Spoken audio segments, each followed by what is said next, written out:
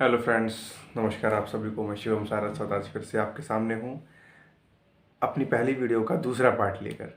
पहली वीडियो आपने देखी होगी जिसमें मैंने बताया था कि फ्रांस में 1789 के दरमियान क्या हुआ था, कैसे लोग परेशान थे, क्या महंगाई बढ़ी, क्या हुआ। अगर आपने पहली वाली वीडियो नहीं देखी है तो इस वीडियो के डिस्क्रिप्शन में मैं उसकी लिंक डाल दूँगा। आज आप लोग भी सोच रहे होंगे कि डेली एनालिसिस वालों ने पता नहीं क्या किया, साफी डाल के गंवारों की तरह। थोड़ा उन्हीं लोगों को सपोर्ट के लिए, पीजेंट्स के सपोर्ट के लिए, उन्हीं की वेशभूषा में। और हम जानेंगे इस वीडियो में कि कॉन्स्टिट्यूशन लागू होने के बाद क्या हुआ। चलिए स्टार्ट करते हैं। हमने अपनी स्टोरी में जाना था कि 1791 में जो है फ्रांस में कॉन्स्टिट्यूशन लागू हो गया और मोनार्की जो किंग था लुई 16 उसकी पावर पर चेक एंड बैलेंस होने लगा। देन आफ्टर क्या होता है कि जो फ्रांस में ये सब होता है उससे न राजा खुश था। भाई नॉर्मल सी बात है, राजा की पावर चलेगी, राजा की पावर चलेगी तो वो क्यों खुश होगा। उसने एक सीक्रेट नेगोशिएशंस, एक गुप्त बातचीत स्टार्ट कर दी प्रशिया के साथ। ट्रीटी वगैरह साइन हुई कुछ, और जो नेबरिंग कंट्रीज थी, यूरोपियन कंट्रीज थी, वो भी इससे खुश नहीं थी कि फ्रांस में हो क्या रहा है। नॉर्मल सी बात है, फ्रांस के पीपल जो थे, जो लोग थे वहाँ के, उनमें लिबर्टी, इक्वालिटी, फ्रेटर्निटी ये सब फीलिंग आई, डेमोक्रेसी के लिए आया, रिपब्लिक के लिए आया। तो नॉर्मल सी बात है कि और यूरोपियन नेशन है तो उनमें भी ये क्रांति फैलेगी। एक फेमस हिस्टोरियन ने कहा है, when France sneezes whole the Europe catches cold. जब फ्रांस चीखता है तो पूरी यूरोप को सर्दी हो जाती है। ये बात है, ये कही है और सही भी कही है। फ्रांस के परिदृश्य में, फ्रांस में कुछ भी थोड़ा डेवलपमेंट होता है वो नेबरिंग नेशंस में वही डेवलपमेंट होने लगता है। क्या होता है, ये नेबरिंग कंट्रीज जो होती हैं, प्रशिया, ऑस्ट्रिया वगैरह, ये सब अटैक करने वाली होती हैं फ्रांस पर, और नॉर्मल पहले वाला मोनार्क वाला सिस्टम वो लागू करने वाले होते हैं। लेकिन ये डिफरेंट कंट्रीज, प्रशिया, ऑस्ट्रिया के अटैक करने से पहले ही नेशनल असेंबली वहाँ की एक कन्वेंशन ला देती है कि भैया हमें ये लड़ने वाले हैं, इनसे पहले इन पर अटैक कर दो। 1792 में अप्रैल के महीने में अटैक के लिए, मतलब एक वॉर, नेशनल असेंबली घोषित कर देती है इन कंट्रीज के अगेंस्ट। डिफरेंट डिफरेंट प्रोविंस से, डिफरेंट डिफरेंट स्टेट से, डिफरेंट डिफरेंट पार्ट से, फ्रांस के से लोग आते हैं और आर्मी को ज्वाइन करते हैं for the sake of nation. Patriotism की फीलिंग आती है लोगों के अंदर। मर्सलीज, जो कि अब इस समय फ्रांस का नेशनल एंथम है, वो गाया गया और पैट्रियटिज्म की फीलिंग आई। और मर्सलीज, ये आपको इम्पोर्टेंट है, ये आपको याद रखना है। मर्सलीज को लिखा था रोजिट डी एल आइसिल ने। अगर प्रोनाउंसिएशन में मिस्टेक हो तो आप इसे थोड़ा सही कर लीजिएगा। और इसमें क्या हुआ कि आदमी तो भाई बाहर चले गए वॉर करने इन डिफरेंट कंट्रीज से नेशन के लिए। पीछे जो सारी जिम्मेदारियां थी वो वुमेन ने, फीमेल सेक्शन ऑफ सोसाइटी ने उसको कंट्रोल किया। लाइवलीहुड के लिए कमाया, खाया, फैमिली की टेक केयर की। फिर एक लोगों के ग्रुप का, एक पीपल के ग्रुप्स का एक ग्रुप आता है, वो कहता है कि नहीं भाई अभी रिवॉल्यूशन इतना ही नहीं, रिवॉल्यूशन और आगे होना चाहिए। रिवॉल्यूशन क्यों होना चाहिए? क्योंकि ये जो कॉन्स्टिट्यूशन बना है 1791 का, ये केवल राइट्स देता है अपर क्लास को, रिच पीपल को, लैंडलॉर्ड्स को, मतलब अमीर लोगों को थर्ड एस्टेट में, उन्हीं को राइट्स देता है, उन्हीं को सब चीज़ देता है, और लोगों को राइट नहीं देता है। और इस चीज़ का जो सपोर्ट करने वाले थे वो थे जैकोबिन क्लब। जैकोब नाम है, एक कॉन्वेंट से पढ़ा है। कॉन्वेंट मतलब एक चर्च का या रिलीजियस इंस्टीट्यूशन था उधर का, उधर से जैकोबिन नाम पड़ा है। जैकोबिन क्लब के जो मेंबर थे वो ज़्यादातर लोअर मिडिल क्लास थे, या लोअर इतनी इनकम नहीं थी उन लोगों की, गरीब श्रेणी के लोग थे, जैसे छोटे दुकानदार, छोटे शॉपकीपर्स और डेली वेजेस सर्वेंट, और ये सब लोग थे उसमें। तो उन लोगों ने इसको सपोर्ट किया, जैकोबिन क्लब को। जैकोबिन क्लब का जो लीडर था, जो नेता था, उसका नाम था मैक्सिमिलियन रॉबिस्फेयर। रॉबिस्फेयर ने क्या किया कि उसने लोगों के लिए एक ड्रेस कोड दे दिया कि आप लोग ये पहनिए, लॉन्ग स्ट्रिप्ड ट्राउजर, स्ट्रिप्ड एक जैसे धारियां वाला ट्राउजर होता है लंबा वाला, वो पहनने के लिए बोला। और जो उस समय ये जो ऐसी कपड़े थे, डॉक वर्कर थे, उनके द्वारा पहने जाते थे, कि जिससे ये लोग डिफ्रेंशिएट किए जा सकें, जैकोबिन्स डिफ्रेंशिएट किए जा सकें नोबल से। नोबल पहनते थे नी ब्रीचेस और इन लोगों को कहा गया सेंस क्लोटस। सेंस क्लोटस का मतलब होता है नी ब्रीचेस। नी ब्रीचेस मतलब उनसे डिफरेंशिएट करते हैं नोबल से, जो नी ब्रीचेस जो पहना करते थे।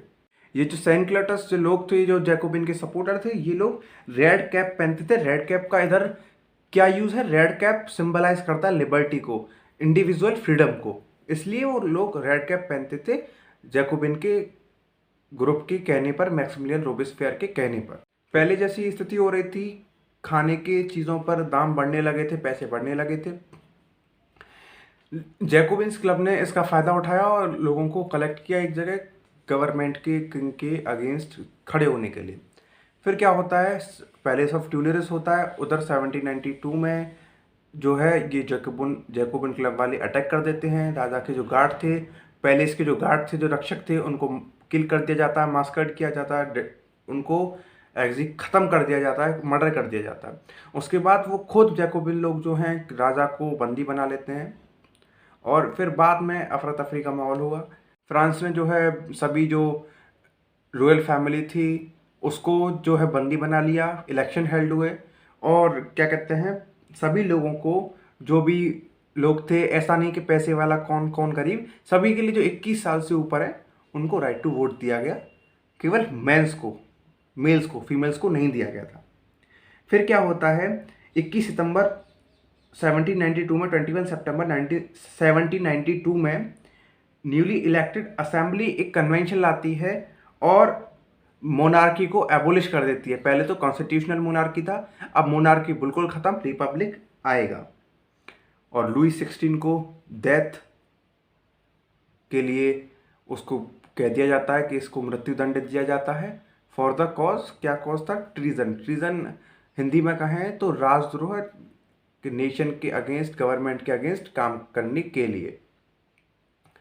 फिर बाद में 1793 में उसके बाद क्वीन मैरी एंटोनियो, जो उनकी बीवी थी, धर्मपत्नी, उनको भी एग्जीक्यूट कर दिया गया। बेचारा रोमियो और जूलियट, लैला और मजनू की कहानी, प्रेम कहानी ख़त्म कर दी। बताओ कैसे लोग थे। खैर छोड़िए, हमें क्या करना। रेन ऑफ टेरर आया। ये जो मैक्सिमिलियन रोबेस्पियर था, इसने काफ़ी एक्सट्रीम स्टेप्स लिए सोसाइटी के लिए, फ्रांस के लिए। उस समय पनिशमेंट, काफ़ी हार्श पनिशमेंट देता था ये। 1793 से 1794 के पीरियड को क्या कहा गया, reign of terror. Reign of terror का मतलब होगा period of terror, time period of terror, understand. And then after क्या होता है, जो भी लोग जिनको रॉबेस्पियर सोचता था कि रिपब्लिक के खिलाफ हैं, क्यों, कोई भी हो, नोबल्स हों, क्लर्जी हों, कोई भी अदर पॉलिटिकल पार्टीज हों, उसकी पॉलिटिकल पार्टी को छोड़कर, या विद इन उसकी पॉलिटिकल पार्टी के लोग क्यों ना हो, जो उसकी पॉलिसी से एग्री क्यों नहीं करते, जो नहीं करते थे, उनको वो एग्जीक्यूट करा देता था, मरवा देता था ग्लोटीन की सहायता से। ग्लोटीन एक डिवाइस थी जिसको डॉक्टर ग्लोटीन ने बनाया था। उसमें कुछ ऐसा सिस्टम था, आदमी को लिटा देते, 2 पोल्स हुआ करते थे, ये आप फोटो देख सकते हैं। और फिर उसको, आदमी का जो गला था उसको काट दिया जाता। डिफरेंट खाने की चीज़ें थी, वो रेशन कर दी गई, राशन सिस्टम लागू हो गया। और जो पीजेंट्स थे वो फोर्स थे अपनी फसलों को शहरों तक ले जाने और बेचने में, एक फिक्स प्राइस पर, न ज़्यादा ले सकते थे न कम ले सकते थे। ट्रेडिशनली जो लोग थे वहाँ पर नाम यूज़ करते थे मॉन्सियोर और मदाम, MADA, बट रॉबेस्पियर ने इसका ट्रेडिशनल फॉर्म को जो है यूज़ नहीं किया और उसने सिटोयन और सिटोयनी, सिटीजन्स, वो शब्द यूज़ किया फ्रांस के पीपल्स के लिए। उसने चर्च वगैरह और को बंद कर दिया, रिलीजियस इंस्टीट्यूशंस को बंद कर दिया। आप सोच सकते हैं कैसा आदमी था। कुछ एक ऐसा लग रहा है कि कार्ल मार्क्स ने रॉबेस्पियर से ही विचारधारा अपनाई होगी कुछ एक। चर्च बंद कर दिए गए, रिलीजियस इंस्टीट्यूशंस बंद कर दिए गए, और जो रिलीजियस इंस्टीट्यूट्स थे उनको ऑफिसेज में, गवर्नमेंट ऑफिसेज में और बैरक्स में कन्वर्ट कर दिया गया। उसके सपोर्टर भी उससे खुश नहीं थे। भैया भाई इतनी अति कौन, मतलब एक साथ नहीं हो सकता ऐसे। और उसके सपोर्टर भी खुश नहीं थे उससे। तो भैया बाद में 1974 में, 1974 में उसको कोर्ट ने कन्विक्ट कर दिया अगले दिन उसको भैया गिलोटिन भेज दिया, जिससे वो औरों का काटा करता था, उससे उसका कट गया गला। जैकोबिन क्लब की गवर्नमेंट ख़त्म हो जाती है। इसके बाद क्या होता है, जो मिडिल क्लास लोग थे, रिचर मिडिल क्लास, वो लोग पावर पर कंट्रोल कर देते हैं। वो लोग फिर से एक कॉन्स्टिट्यूशन लाते हैं और उसमें नॉन प्रॉपर्टाइड सेक्शन को, जो लोग प्रॉपर्टी नहीं थी उनके पास, उनको राइट टू वोट का अधिकार नहीं था। और वुमेन्स को तो पहले से ही नहीं था, अब भी नहीं था। उसके बाद 2 इलेक्टेड लेजिस्लेटिव काउंसिल हुई, वो और फिर अपॉइंट किया गया डायरेक्टरी को। डायरेक्टरी वो थी, 5 लोग थे, 5 एग्जीक्यूटिव थे। वो देखें कि किसी एक पर्सन के हैंड में पावर ना रहे। भाई लेजिस्लेटिव काउंसिल और एग्जीक्यूटिव उसमें डायरेक्टरी में बनती नहीं थी, एग्जीक्यूटिव्स में बनती नहीं थी, इसलिए बार बार एग्जीक्यूटिव्स को निकाला गया, हटाया गया, लाए गए। क्लैश हुआ, कुछ नहीं, पॉलिटिकल इंस्टेबिलिटी हुई। बाद में एक और डिक्टेटर नेपोलियन बोनापार्ट जो हैं वो आए और फ्रांस में काफ़ी पॉलिटिकल डेवलपमेंट और सारी तरह के डेवलपमेंट की। आपके चैप्टर में नेपोलियन बोनापार्ट के बारे में इतना नहीं दे रखा है। अगर आप चाहते हैं मैं इस पर वीडियो बनाऊं तो आप मेरे को कमेंट सेक्शन में, ये सारे जो इवेंट चल रहे थे, सारे रिवॉल्यूशन वगैरह चल रहा था, तब फीमेल्स ने सोचा, वुमेन ने सोचा कि हमें शायद इसमें पार्ट लेने से, इसमें भाग लेने से हमें कुछ इक्वलिटी मिल जाए, हमें कुछ आशा की किरणें उनको नज़र आईं और वो इक्वली काम करने लगी सोसाइटी के लिए कि उनकी लाइफ इम्प्रूव होगी। थर्ड एस्टेट की जो वुमेन थी, उनको खुद की लाइवलीहुड के लिए कमाना पड़ता था, खाना पड़ता था और डिफरेंट डिफरेंट काम करती थी। डोमेस्टिक सर्वेंट्स, फूल वगैरह बेचती थी, फल बेचती थी, नॉर्मल यही काम वो थर्ड एस्टेट की वुमेन करती थी। केवल अमीर लोगों की, नोबल्स की, रिच पीपल की जो वुमेन थी, जो डॉटर्स थी, वही जा पाती थी और बाद में उनकी मैरिज कर दी जाती थी, शादी कर दी जाती थी। और एक और बात, आज की सोसाइटी में भी हम देखते हैं डिस्क्रिमिनेशन होता है। कोई एक काम है, भले ही फॉर एग्जांपल एक काम है बैंक क्लर्क का, प्राइवेट एक एग्जांपल, ये तो हमने ऑर्गेनाइज सेक्टर में ले लिया, ये मैं आपको नेक्स्ट चैप्टर्स में बताऊंगा, आएगा। एक नॉर्मल से फिल्म इंडस्ट्री में ही ले लें, एक एक्टर का काम है, एक फीमेल एक्टर, एक मेल एक्टर है।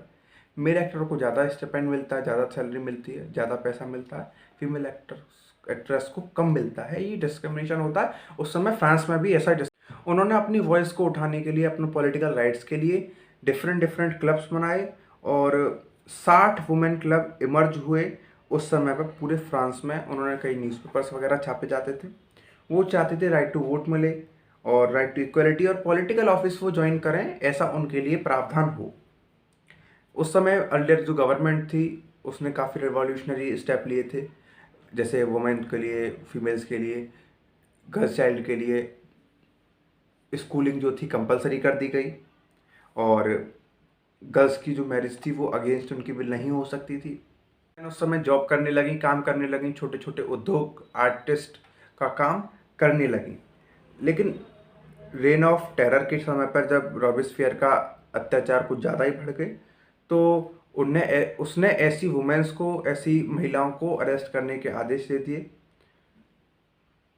महिलाएं जो हैं अपने राइट्स के लिए लड़ती रहीं और लगभग 200 साल बाद, 1791 से 1891 और लगभग 150 साल बाद 1946 में जाकर फ्रांस में महिलाओं को राइट टू वोट मिला, सफ्रेज का राइट मिला। और काफ़ी सारी स्टेट्स जो थी उसके पास, फ्रांस के नेशंस थे, नेबरिंग कंट्रीज थी यूरोप में, उन्होंने भी फ्रांस की वुमेन से, महिलाओं से काफ़ी इन्फ्लुएंस हुई और उनके विचारों से काफ़ी प्रभावित हुई। एक आपकी बुक में दिया हुआ है, एक फीमेल थी, ओलम्पिडियो जॉर्जस, वुमेन थी, उनको बाद में एग्जीक्यूट कर दिया गया था जैकोबिन क्लब द्वारा, क्योंकि वो जैकोबिन क्लब के खिलाफ उन्होंने बोल दिया था और रोबेस्फियर उनसे खुश नहीं था, इसलिए उनको 1793 में एग्जीक्यूट कर दिया गया। आपका दूसरा पार्ट खत्म हो चुका है, तीसरा पार्ट आपको जल्द ही अवेलेबल होगा। आप सभी से रिक्वेस्ट है, मेरे चैनल को लाइक करें, शेयर करें, सब्सक्राइब करें और अधिक से अधिक इसको शेयर करें अपने फ्रेंड सर्कल में, जिससे वो भी फ्रेंच रेवोल्यूशन को